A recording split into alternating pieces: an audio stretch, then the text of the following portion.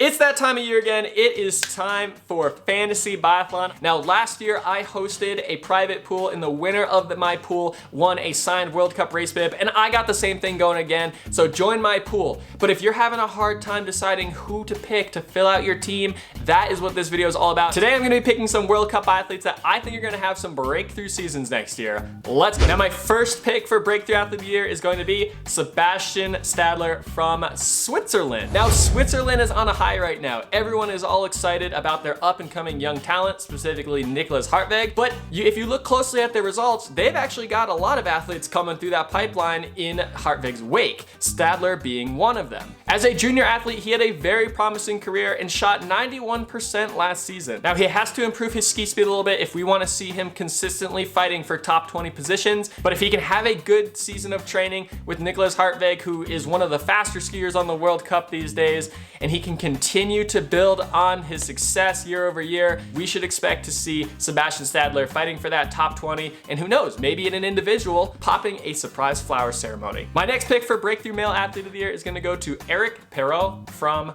France. Eric had his first World Cup podium of his career last year, and for the past 2 seasons, he's been averaging 83% shooting on the World Cup, which is pretty good actually. And when I dive deeper into his stats, he's skiing about the same speed as Nicklas Hartweg and Roman Rees. So looking at the performance that those guys have had, I think Perrot is due for a really strong top 20 level season. Now, this will all be if he can get World Cup start spots. The French men's team is really strong, as we know. Last year, he split his time between the World Cup and the IBU Cup, and because of that, he really didn't place well in either circuits. So if he can get a consistent start spot on the World Cup, expect to see Eric Perrot fighting for the top 10 more consistently. Just in time for the holidays, some Biathlon merch. Check the link in the description down below. Squeaky clean. I've gotten a lot of compliments about this one, but there's a couple other designs on there. Get yourself, or maybe that biathlete in your life, get them some cool merch for the holidays. Whatever you're celebrating, Biathlon merch is a go-to product. Check the link in the description down below. My next pick for Breakthrough Male Athlete of the Year goes to Jakob Stvrtecky from Czech Republic. Leave a comment down below for how badly I just butchered that name.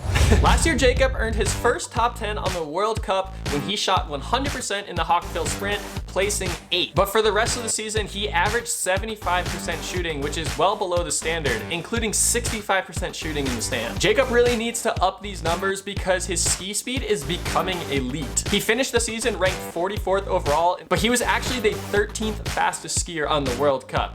So if he can get that shooting percentage up, expect to see Jakob Stvrtecky to be up there in the top 20 more regularly, and hopefully in the top 20, even top 15 overall by the end of the season. All right, now my next pick is not an up-and-coming youngster who's gonna break onto the scene. It's actually Jeremy Finello from Switzerland. Now, Finello is 32 years old, and he's been on the World Cup for a minute. This is a well-known name for those of you who have been following the World Cup really closely, but there's something weird going on with Finello these days. Now, while his shooting percentage has slowly been going down year over year, suddenly last year, twice, he produced the top ski time during a race. Now, like I said before, Switzerland has a really strong up-and-coming young program, so if he can work with his buddies Stadler and Hartweg, and they can work together to improve, and Finello can get his shooting percentage up, Finello has all the makings of a top 10 athlete. He just needs that consistency. He can't be having the fastest ski time one day and then a ski time down in the 50s the next day. He's got to get that more consistent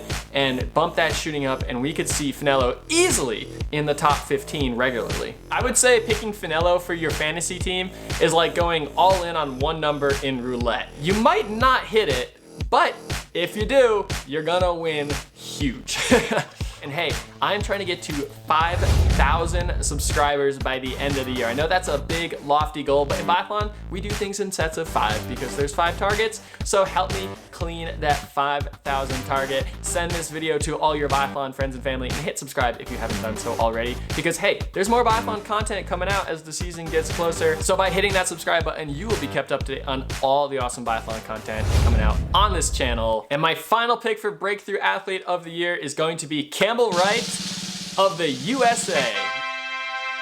Man, it feels good to say that.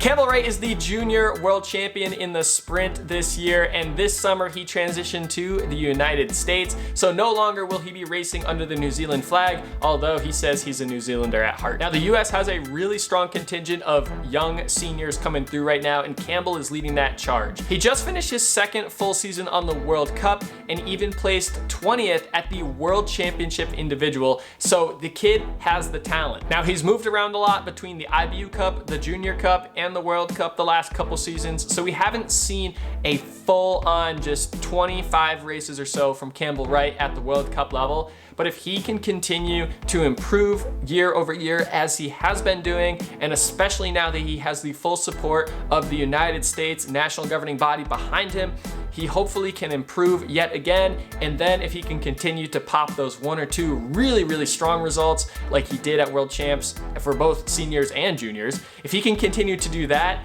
a couple times a year, there's no reason why Campbell Wright can't be placing in the top 20 overall by the end of the season. All right, what do you think about my picks? Did I forget anyone? Am I totally wrong on anyone? The last couple of years, I've been doing pretty good of having at least 2, possibly 3 really strong picks. So let me know in the comments down below. Who did I forget? Who do you like? Or who did I completely mess up about? So until next time, we'll see ya.